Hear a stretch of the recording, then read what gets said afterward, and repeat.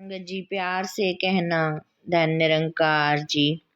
सात संगत जी एक अवतार वाणी की दो लाइनों पे दासी विचार रखेगी। अवतार वाणी की लाइनें इस तरह से हैं। माया रंग बिरंगी जेड़ी तेरा जी पर चांदी ये, पक्की गल समझ ले मेरी ए आंधी ते जांदी ये। सात संगत जी प्यार से कहना धन निरंकार जी। प्यारी सात संगत जी, यहाँ संपूर्ण अवतार वाणी के शब्द में माया की बात की गई है कि संसार में जो भी दिखाई दे रहा है वह सब माया ही है। जो कुछ भी हम आंखों से देखते हैं वह सब एक भ्रम है। यह माया का रूप है जो आज है कल नहीं। यह क्षण भंगुर है, इसलिए इसका आना जाना तो लगा ही रहता है। सात संगत जी, जैसे जब हमें भूख लगती है तो खाना खाने की इच्छा पैदा होती है। जब हम भोजन ग्रहण कर लेते हैं हमारा पेट भर जाता है और हमारी इच्छा पूर्ण हो जाती है। कभी कभी पेट भर जाने के कारण हम पूरी रोटी भी समाप्त नहीं कर पाते और खाना आधे में ही छोड़ देते हैं। फिर कुछ समय में भूख लग जाती है। ऐसे ही दुनिया की चमक दमक जो हमें दिखाई दे रही है हम उसकी तरफ आकर्षित हो जाते हैं और उससे प्रभावित होकर यह भूल जाते हैं कि हर वो चीज जो दिखाई दे रही है वह अस्थाई है, वह सिर्फ जिंदगी जीने के लिए है। पर हम इसे इतना महत्व दे देते हैं कि उन वस्तुओं को अपनी जिंदगी मान लेते हैं और हमारी जिंदगी उन्हीं के इर्द गिर्द घूमने लगती है। सात संगत जी, जब तक हमें यह याद रहेगा कि माया अस्थाई है तो इन्हें हम सिर्फ इस्तेमाल तक ही सीमित रखेंगे।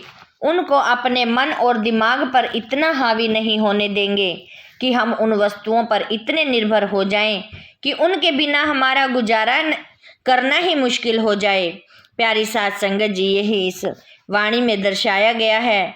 आगे प्यारी सात संगत जी, सुख दुनिया दे परछावे ने जेकर प्रीता पाएगा, ढल गए परछावे जिस दम दम रोएगा कुरलाएगा। प्यारी सात संगत जी, आगे यहाँ पर माया की तुलना परछाई से की जा रही है। जैसे अगर हम कहीं खड़े हैं और हमारे पीछे से रोशनी आ रही हो तो हमें अपनी परछाई आगे दिखाई देती है। जब हम उसको पकड़ने की कोशिश करते हैं और जितनी तेजी से उसकी तरफ आगे बढ़ते हैं उतनी तेजी से वह इससे आगे भागती है। माया भी परछाई के समान है। जैसे हम परछाई को चाहकर भी नहीं पकड़ सकते वैसे ही माया भी भ्रम है। इसे जितना पकड़ने की कोशिश करेंगे उतना अधिक तनाव हमारे मस्तिष्क पर आएगा। प्यारी सात संगत जी, जैसे माता पिता बच्चे को एक खिलौना दिला देते हैं। पहले दिन तो बच्चा बहुत चाव से उस खिलौने से खेलता है, लेकिन अगले ही दिन वह बच्चा उस खिलौनों से उब जाता है। उसे जितना खेलना था एक आध दिन खेलकर अगले दिन उसका मन नया खिलौना पाने को दिल करता है। वैसे ही सात संगत जी हमारे साथ होता है। एक इच्छा पूरी होने के बाद दूसरी इच्छा जाग जाती है, जबकि जितनी भी परछाई रूप में माया है वह सिर्फ दिखावा है, यह सदा रहने वाली नहीं है। इसीलिए सात संगत जी हमें वस्तुओं से नहीं बल्कि सदा कायम दायम रहने वाले इस निरंकार से जुड़ना है। यदि प्यारी सात संगत जी हम निरंकार से जुड़ जाएंगे तो ही प्यारी सात संगत जी हम सारा सुख आनंद प्राप्त कर सकते हैं। आगे सात संगत जी, जो कुछ अखी नजरी आउंदा आमन जामन वाला ए, अकलों अन्ना मूर्ख बंदा जो इस दामत वाला है। सात संगत जी, यहाँ समझाया जा रहा है कि अगर व्यक्ति माया में पूरा दिन व्यतीत कर रहा है, माया को ही अपना सब कुछ मान रहा है, ऐसे व्यक्ति की तुलना एक अंधे व्यक्ति से की गई है।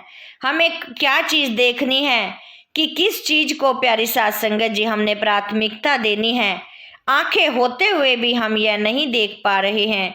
हमें उसे अहमियत देनी चाहिए जो हमेशा कायम दायम रहने वाला है, लेकिन हमें इसे छोड़कर माया के पीछे भी भाग रहे हैं। इस माया को ही पकड़ कर बैठ गए हैं और आंखें होते हुए भी हमने आंखें बंद कर रखी हैं। इसीलिए ऐसे व्यक्ति की तुलना एक अंधे व्यक्ति से की गई है। प्यारी सात संगत जी, आगे दासी चलते नाल प्रीता लाके आखिर रोना पैंदा ए, हथ पल्ले नहीं पैंदा कुछ भी, सब कुछ खोना पैंदा ए। साथ संगत जी, पूरी जिंदगी ऐसे ही व्यतीत होती जा रही है।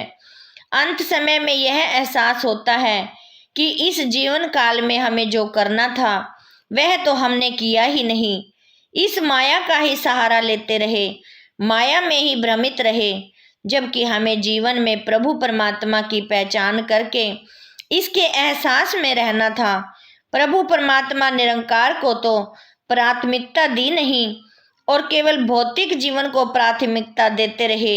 यह बात भी जरूरी है कि जब हम संसार में आए हैं तो हमारा परिवार भी है, हमारी जिम्मेदारियां भी हैं, तो ऐसा नहीं है कि माया का पूर्ण त्याग कर दिया जाए।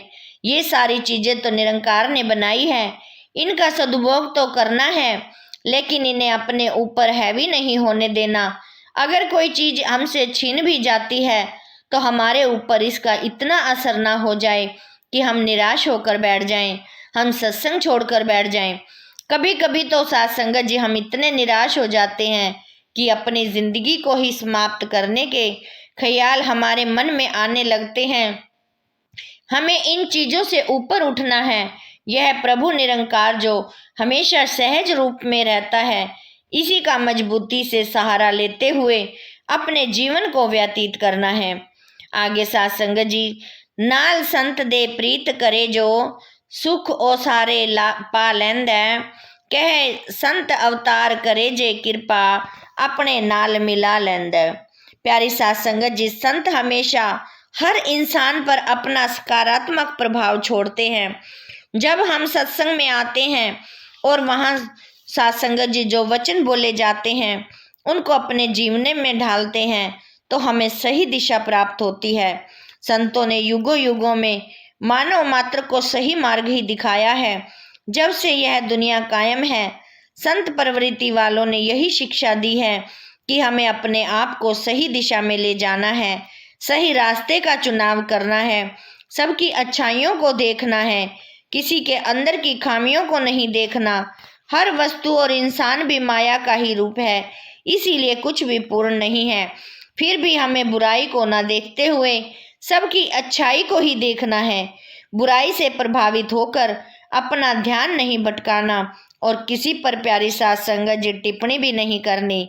इसी तरह चाहे साथ संगत जी और भी कोई उदाहरण देख लें, जैसे कि कोई यंत्र का फोन है या प्यारी साथ संगत जी, वह भी माया का ही रूप है।